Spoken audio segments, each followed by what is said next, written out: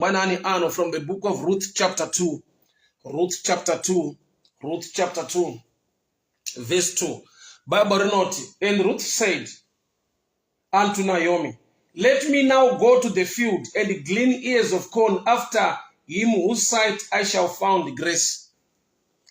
Ruth chapter 2 verse 2. And Ruth the Moabite said to Naomi, let me go to the fields, pick up the leftover grain behind anyone in whose eyes I found sight.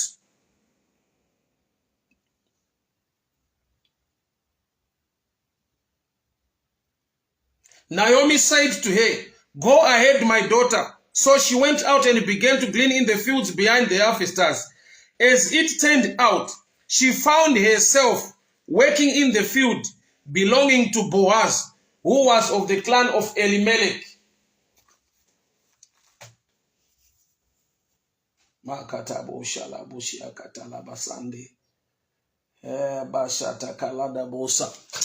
Ruth wataura naamwene wake Naomi kuti regai hangu ndiende kundoshanda mumunda, chero munda wandichawanirwa favor ndigone kushanda mauri.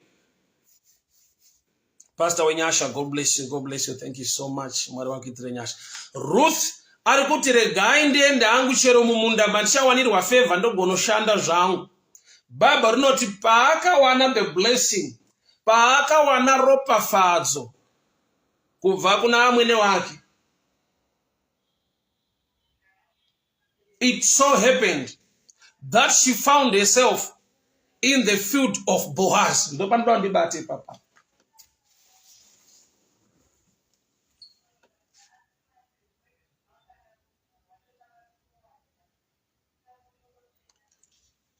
Pane shoko rataurwa na Naomi kuna Ruth.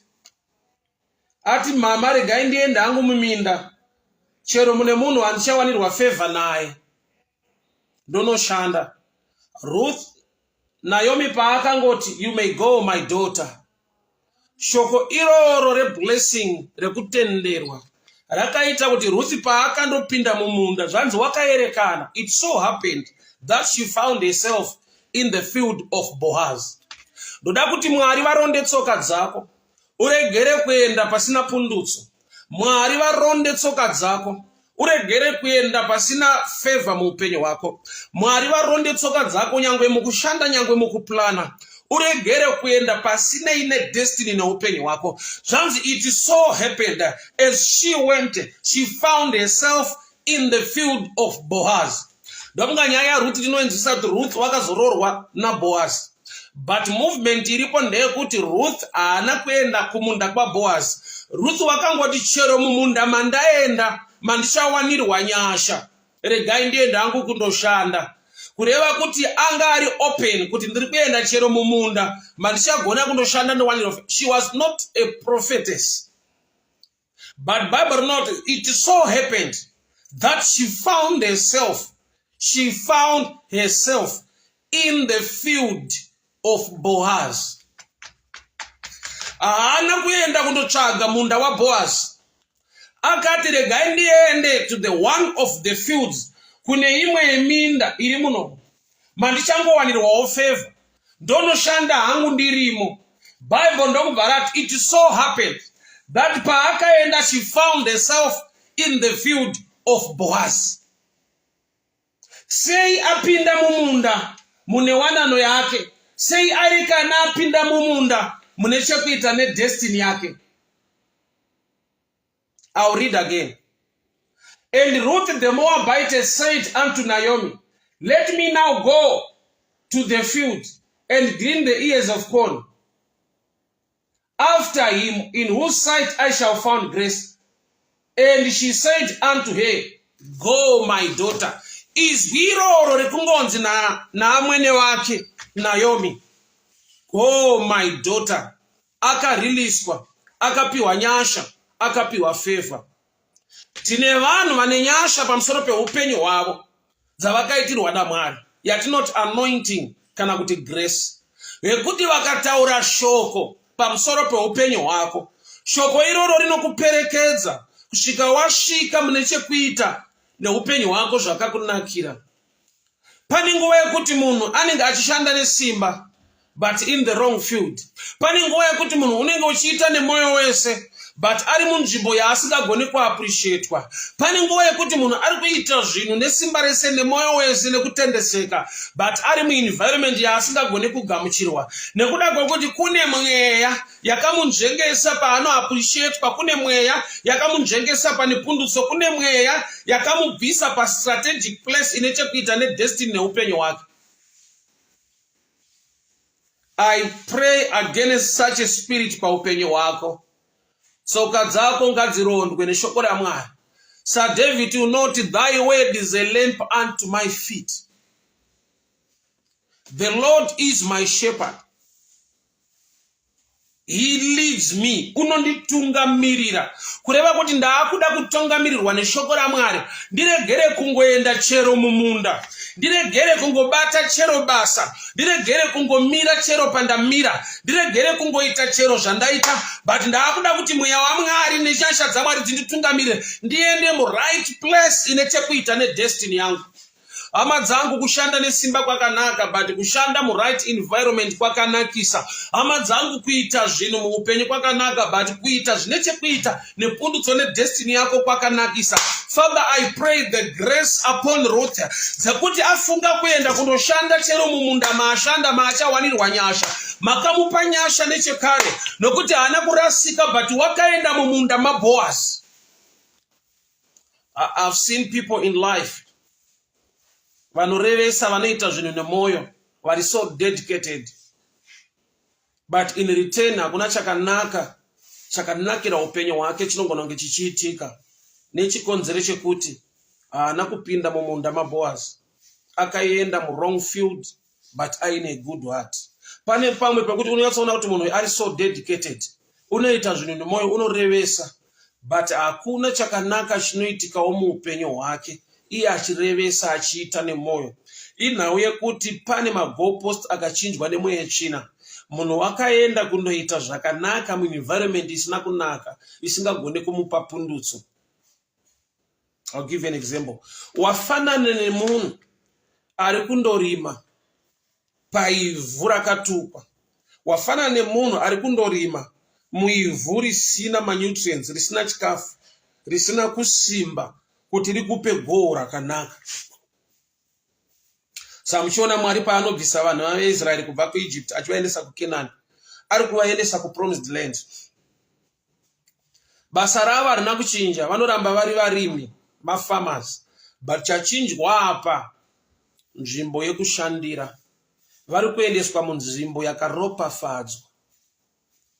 Hapana here paunogona kuona munhu muupenyu ari kuita zvinhu nemoyo, akavimbisika, akatendeseka, ari so dedicated, but ari kuzviita panzvimbo pekuti unoyemura nekutarisa kuti dai aizviitira kunzvimbo yakati, dai aizviitira vanhu vane moyo vanogona kuona chakanaka chaari kuita, ane goal rakanaka muupenyu hwake. Kune mweya inofaita nzvimbo. I know and I understand kuti tine kutaura uye nekuziva kuti chero kwauri Mwari vanokuropafadza. To me it's half truth by this kind of revelation. Hazvinzi chero kwauri Mwari vanokuropafadza. The complete truth is chero kwauri Mwari kwavakaronga kuti uve kana kuti Mwari kwavanoda kuti uve. Chero kwauri Mwari vanokuropafadza ichokwadi. Asi chokwadi chine udzamu. Chero kwauri Mwari kwavanoda kuti uve. Saka uchiona Mwari vanoti ibvai uku, endai uku. Ndi Mwari anogona kuzviita muri ikoko, asi ane nzvimbo yaakakurongera. Abrahamu aenda Genesis 22 kunopa mwana wake sechibayiro. Mwari vanotaura vachiti pana Genesis 22, enda kunzvimbo, the land of Moriah, at one of the mountains that I will show you. Which means Moriah was a place of mountains, but there was a specific mountain that Abrahamu aifanirwa kuratidzwa naMwari. Dzimwe nguva tiri pa right land of Moriah, but we are not at the right mountain. That's why Genesis 22:14 Abrahamu unotaura achiti, on this mountain God provides, which means there is a dimension, there is a place yekuti kana wavapo unosangana nezviri kuitwa naMwari. Mwari vanogona kuita zvinhu pese pese, but havagone kuita nemunhu wese wese kusvika vaita nemunhu wavakaappointa to be in that place for the specific time and season. People of God, hear me very well. Unoita zvinhu nemoyo wese, unoita zvinhu uchirevesa, unoita zvinhu wakavimbisika, but haumbooni here kuti sometimes you are not appreciated. Hausi kunyatsogamuchirwa. Hakuna zvimwe zvinhu muupenyu hwako zvaunotarisira kuti neeffort yaunoisa, nekugona kwaunoita, nekuvimbisika kwaunoita, sei vasingagoni kuzviona. Kune mweya yakarwa neupenyu hwako. Nekuda kwekuti Ruth paakaenda mumunda maBoaz, I need to read again. Ruth paakaenda mumunda maBoaz, asati atomboroorwa naBoaz, Boaz wakanotisa, Ruth wakanotiswa kunzi ari kushanda nesimba. Asati aroorwa pane macomments ekuti she's working so hard. Kureva kuti kune vari kuonawo zvakanaka zvaari kuita. Makatabosha. Rabashayadabosa. Rakataladalabo. Let me read for you. Ruth chapter 2 verse 6. The foreman replied, "She is a Moabitess who came from Moab with Naomi." She said, "Please let me glean and gather among the sheaves behind the harvesters." So harvesters. She was not a harvester, she was a gleaner. And she went into the field and worked steadily from morning till now, except for the short rest in the shelter. The foreman arimumunda maBoaz akanotisa kuti Ruth ari kushanda nesimba. Akazvimenshena kuna Boaz muridzi wemunda. Hama dzangu munoziva kuti muupenyu pane nguva yekuti you do things wholeheartedly with a good heart, but in a wrong environment or among people who cannot appreciate you. Hakuna chinorwadza kuti unenge uchirevesa uchiita nemoyo, but in wrong environment isina rewards ne blessing yeupenyu wako. Mweya iwo ndinourayira. There are times ekuti uri pacompany hombe, uri kuita zvinhu nemoyo, but wotarisa vari pacompany diki, vari kuita zviri lesa pamashandiro nekuita zvese, but achiappreciate kwa more or better. Life sometimes inosvika pakudaro kuti uchirevesa uchiita nemoyo, and people will not acknowledge that or appreciate you. Maybe in return vanotoita zvinokurwadzisa iwe uchirevesa. That's why kushona kune mutauro wekuti pavanenge vachiti zvoya hazviwanani, kuti somebody will be good achiita zvakanaka, but akasangana nemunhu asingade chakanaka, asinga appreciate chakanaka. But I've come to reverse that this morning in the name of Jesus. Tsoka dzako ngadzirondwe naJehovha. Nzvimbo isinei newe, isina blessing nepundutso ine chekuita noupenyu hwako. May the good Lord guide your feet. Uregere kutsika muenvironment inokudzikisira. Nyasha ngadzikutungamirire utsike muenvironment ine kusimudzirwa kwako. Ruth wakairekana, and it so happened that she found herself in the field of Boaz. Ipapa, it so happened. Kuna mwari hakuna coincidence. Secret iri pakuti nakungobuda mumba achiti ndakuenda. Tine vanhu vekuti vakaona kuti vane simba, vakangwara, vane zvavanogona. They just do things without guidance or the blessing yevakuru vavainawo.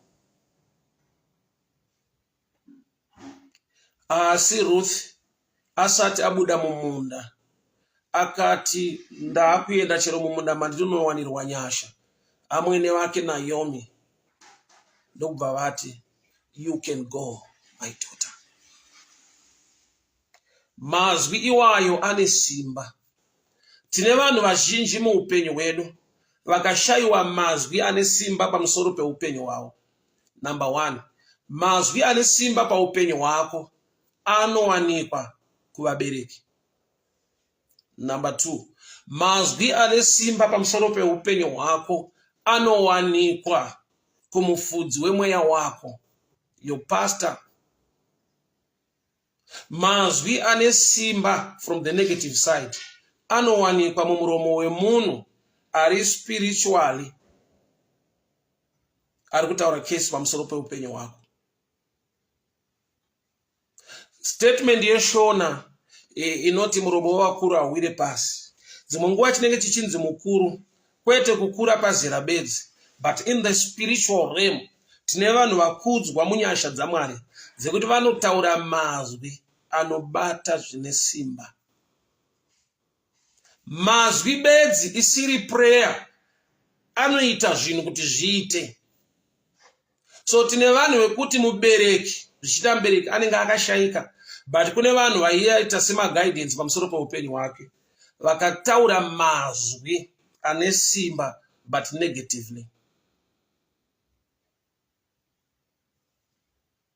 Parental blessing, ofisi yemubereki iofisi inotaura mazwi ane simba pamusoro pechakaberekwa. Whether you like it or not, you believe it or not, mazwi ane simba ariko pamusoro peupenyu hwemunhu, zvichienderana nekuti ataurwa kubva muofisi ipi. Your man of God, your woman of God, vari muofisi by God's grace yekutaura mazwi ane simba pamusoro peupenyu hwako. Mubereki wako, baba ora amai, vane ofisi yavakapiwa naMwari yekutaura mazwi ane simba pamusoro peupenyu hwako.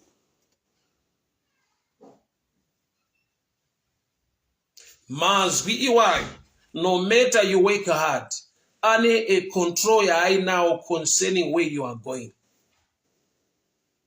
Simba ndera Ruth, shungu ndedza Ruth dzekunoshanda, asi chinomutungamirira kuti airekane amo munda maBoaz.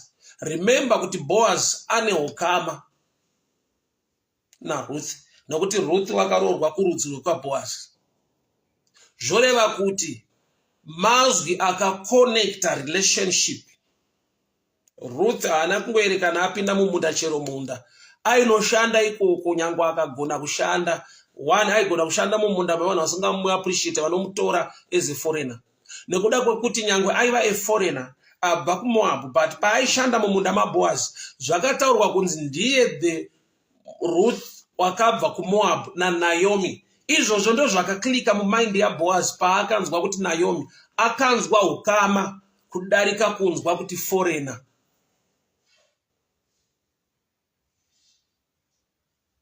Enda mumunda maunogona kunotiswa kunzi uri kurevesa uri kushanda nesimba. Enda mufield mune vanhu vanogona kukuappreciate. Makata boshataka ribaza yandele boshaka. Unozoera kuti muupenyu nometa unoita zvakanaka, kune vanhu vasingakugamuchire, kune vanhu vasingakufarire. Life ndo zvairi. No matter unorevesa, unoita zvinhu nemoyo, kune vanhu vasingaitirwe zvakanaka newe. Izvo zvaaccepte muupenyu. Usafire kuda kuva favorite yemunhu wese, hazvigoneki. Kune vanhu naturally vasingakude, vasingakufarire, vasingaappreciate zvaunoita. Hauna kudanirwa kuappreciatwa nemunhu wese panyika. Kune vanhu wawakadanirwa. Learn to please those. Why? Because they are wired to bless you and to appreciate you. Don't waste your time uri wrong field. Wrong field ndungoedza kutaura kuti Ruth usaenda mumunda nyangwe uri mubhedha muchero munda, but enda mumunda mune chekuita relationship, enda mumunda mune chekuita nekuappreciatwa, enda mumunda mune chekuita nedestiny yako. Mwari ngavatiwanire nyasha mangwanani ano. Mudikana handiziva ndataura naye mangwanani ano. Dzimwe nguva unobuda misodzi uchichema kuti naye Mwari, zvandinoshanda nesimba, zvandinorevesa, zvandinoita zvinhu nemoyo, sei vachindibata vakadai.